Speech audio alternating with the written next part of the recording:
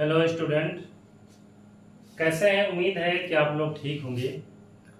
देखिए, एक कहावत है कि शिक्षा ऐसी शेरनी का दूध है कि जितना आप पिएंगे उतना आप दहाड़ेंगे। शिक्षा हर क्षेत्र में काम आती है। किसी भी फील्ड में आप जाएंगे और आपके पास शिक्षा है, अच्छा नॉलेज है, तो उसमें आपकी एक अलग पहचान होगी, एक अलग आप दहाड़ेंगे। तो ये कहावत सही है कि शिक्षा एक शेरनी का दूध है, जो जितना पिएगा वो उतना दहाड़ेगा। तो शिक्षा आपको जिधर से मिले, जितनी मिले, आप लेते रहें।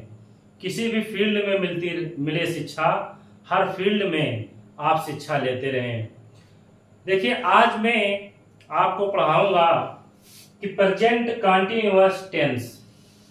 प्रेजेंट कंटीन्यूअस टेंस की पहचान क्या है, बनाने का नियम क्या है, फार्मूला क्या है, और टेंस अगर आपको मिले तो कैसे पहचानेंगे कि आप ये टेंस बनाएंगे कैसे, कि ये प्रेजेंट कंटीन्यूअस का है या प्रेजेंट इंडेफिनिट का है या प्रेजेंट परफेक्ट का है।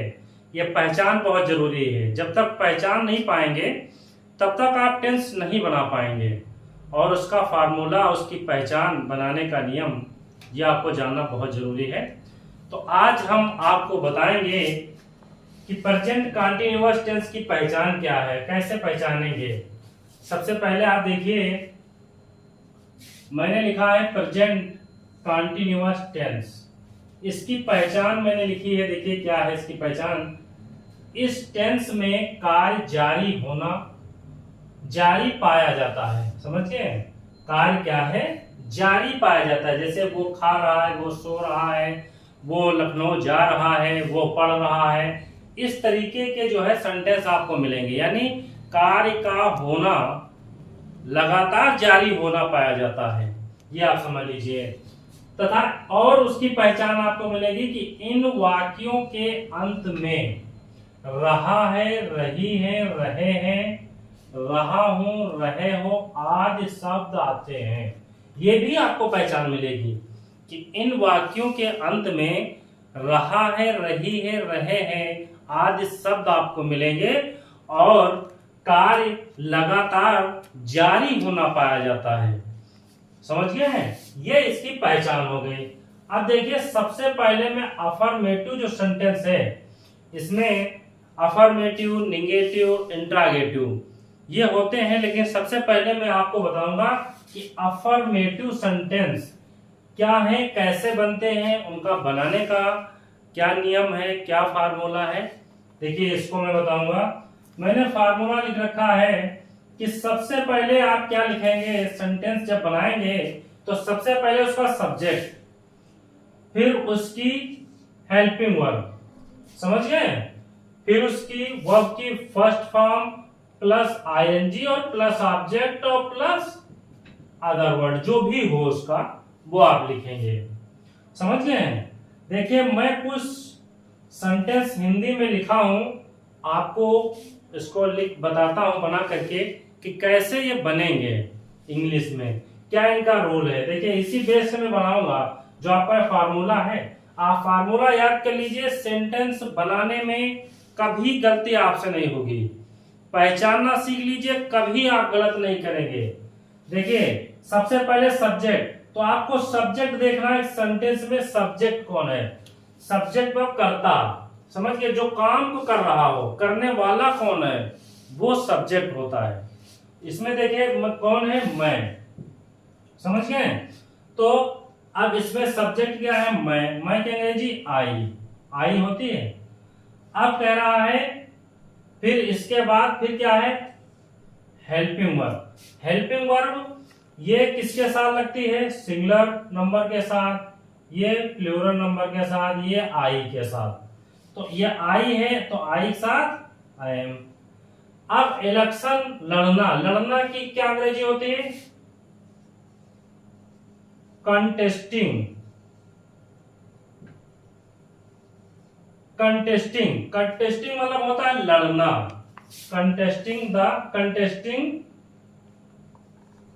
इलेक्शन।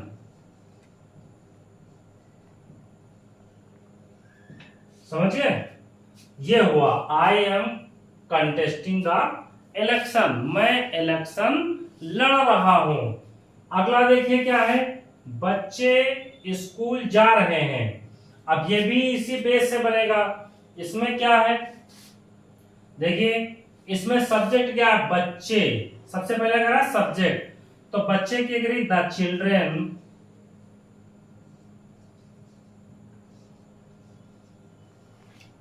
चिल्ड्रेन। अब देखिए बच्चे बहुत है, बच्चे एक बच्चे की नहीं बात की जा रही, इसमें बच्चों की बात की, यानी बच्चे बहुत हैं। तो द चिल्ड्रेन फिर क्या कह रहा है, हमने बताया है कि प्लूरल नंबर के साथ क्या लगेगा, आर। The children are.